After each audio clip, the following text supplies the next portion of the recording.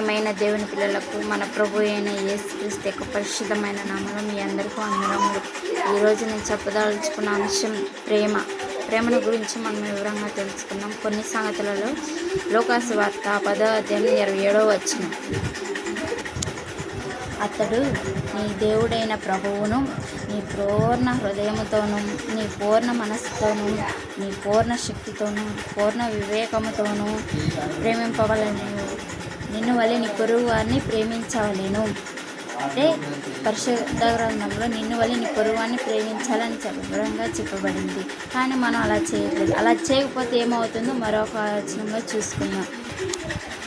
గలతీయులకు రాసిన పత్రిక 5వ అధ్యాయం 14వ వచనం. ధర్మశాస్త్రం అంతయు నిన్ను వలె నీ పొరుగువాన్ని ప్రేమించవలెను అని ఒక్క మాటలో సంపూర్ణమై ఉన్నది. అయితే మీరు ఒకరిని ఖర్చుకొని భక్షించిన ఎడల మీరు ఒకరి వలన ఒకరు ఒత్తిగా నశించుదురేమో చూసుకొనుడి. అర్థమైందా ప్రియులారా? మనం ఒకరినొకరు ప్రేమించుకోకపోతే మనం ఎంత నష్టపోతామో, ఒకరికొకరు చంపుకుంటాం. ఎన్నో సంగతులు మనం చూసాము. ఒకరినొకరు పోకపోవడం వల్ల అసూయ, ద్వేషం, ఇలా ఎన్నో కారణాలు ఉంటాయి. వాటి వల్ల మనకు ఉపయోగం ఏమాత్రం లేదు. నిన్ను వల్ల నీ పొరుగువారిని ప్రేమించాలి. ధర్మశాస్త్రం అంతయు కూడా ప్రభువారు సెలవిచ్చిన మాటలు. మనం ఒకరినొకరు ఎలా ప్రేమతో కలిసిమెలిసి ఉండాలి అని వివరంగా చెప్తున్నాం. మరొక వచనం చూసుకుందాం. అదే గలతీయులకు రాసిన పత్రిక 5వ అధ్యాయం 13వ వచనం చివరి లైన్ చూడండి. ప్రేమ కలిగిన వారై ఒకరినొకడు దాసులై ఉండుడి. ప్రేమలో మనం దాసులుగా అంటే ఎంతో ప్రేమగా నెమ్మదిగా ఓర్పుతోటి ఉండి ప్రేమను కలిగి ఉండాలి. ఇలా ఎంతమంది ఎంత శాతం ఉండగలుగుతున్నారు? మనలో ప్రతి ఒక్కరూ కూడా ప్రేమ అనేది కరువైపోయింది. కనీసం మన పిల్లల్ని, మన తల్లిదండ్రులను కూడా ప్రేమించకూడదు. ఇదే గ్రంథంలో చెప్పాడు, తల్లిదండ్రులను ప్రేమించకపోయినా, కుమారులను ప్రేమించకపోయినా నన్ను ఎలా ప్రేమిస్తారని యేసుక్రీస్తు ప్రభు వారి మనల్ని అడిగాడు. ఆ వచనం కూడా చూసుకుందాం. ఇతరుని ఎలాగ ప్రేమించాలి, శత్రువుని కూడా మనం ప్రేమించాలని యేసుక్రీస్తు ప్రభు వారే మనకు వివరంగా చెప్తున్నారు. ఒకసారి లేఖనంలో పరిశీలిద్దామా? లూకాసు వార్త 6వ అధ్యాయం 35వ వచనం. లూకాసు వార్త 6వ అధ్యాయం 35వ వచనం. మీరైతే ఎట్టి వారిని కూర్చి అయిన నిరాశ చేసుకొనక మీ శత్రువులను ప్రేమించుడి, మేలు చేయుడి, అప్పు ఇయ్యుడి. అప్పుడు మీ ఫలము గొప్పదైయుండును, మీరు సర్వోన్నతుని కుమారులై ఉందురు. ఆయన కృతజ్ఞత లేని వారి ఎడల దుష్టుల ఎడలను ఉపకారి అయి ఉన్నాడు.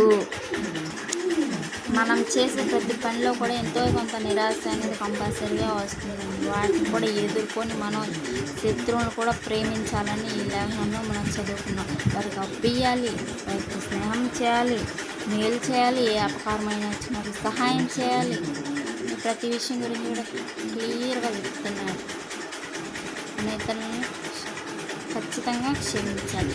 ఎక్కడి నుండి అయినా ఈ మాటలు విన్న తర్వాత అయినా సరే మీరు ఎవరితోనైనా దుర్భాషలాడినా, చెడుగా ప్రవర్తించినా వెంటనే క్షమాపణ చెప్పండి. అలాగే దేవుని వద్ద బతిమాలుకొని చెప్పుకోండి, నేను తప్పు చేశాను. తప్పు చేసిన వాడు ఒప్పుకొనివాడు, దాన్ని ఒప్పుకొనివాడు, అతిక్రమం దాచిపెట్టేవాడు శిక్షింపబడునని సామెతల గ్రంథంలో చెప్పబడింది. సొలొమోను గారు చెప్పబడ్డారు.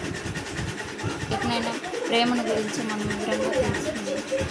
ప్రతి ఒక్కరిని కూడా ప్రభువారి నామమున ఎంతో ప్రేమతో మెలగాలి.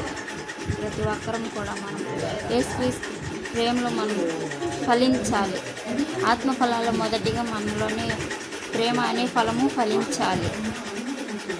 ఇంతటితో నా చిన్ని మాటలు ముగిస్తుంది. నా కొరకు మీరు ప్రతి ఒక్కరు కూడా ప్రార్థన చేయండి. చిన్ని ప్రార్థన చేసుకుందాం. పరిశుద్ధిగా ప్రేమగల దేవా, నీకే వందనాలు, స్తోత్రంగా తండ్రి. ఇదనున మేము నేర్చుకునే మాటను బట్టి, విన్న మాటను బట్టి మా హృదయాలను నింపండి అయిన తండ్రి ప్రభు. మా హృదయాలు ఎత్తబడిన వాక్యాన్ని ప్రభు దుష్టుడు వచ్చి ఎత్తుకొని మా హృదయాల భద్రపరచుకునేలా సహాయం దయచేయమని తండ్రి. నీకే వందనాలు, స్తోత్రం ప్రభు. ఇతరులు నిన్ను వల్ల నీ పొరుగువాన్ని ప్రేమించాలని నీవు సెలవిచ్చిన మాటలను బట్టి నీకే వందనాలు, స్తోత్రం తండ్రి ప్రభు. ఎక్కడి నుండి అయినా సరే తండ్రి, ఇతరులను చూసి అసూయపడక, దేశించక తండ్రి, ప్రేమ కలిగి మేలు చేసేలాగున, వారికి అప్పు ఇచ్చేలాగున అలాగే వాళ్ళని ప్రేమించేలాగా మాకు సహాయం దయచేయండి, కనికరం చూపించాలి, సహాయం దయచేయండి. ఇదిగో తండ్రి ప్రభా, మేము ఇతరులపై ప్రేమ చూపకపోతే మా ఎడల నీవు ప్రేమ చూపించు ప్రభా. మేము చూపించకపోయినా నీ ప్రేమ మాకు ఎల్లప్పుడూ కూడా చూపిస్తానన్నా ప్రభా. తండ్రి ఇదిగో నన్ను చిన్ని ప్రార్థనని పాదాల చెంతకు చేర్చుకోమని యేసుక్రీస్తు పరిశుద్ధమైన నామములో అడిగి వేడుకుంటున్నాం పరమ తండ్రి. ఆమేన్.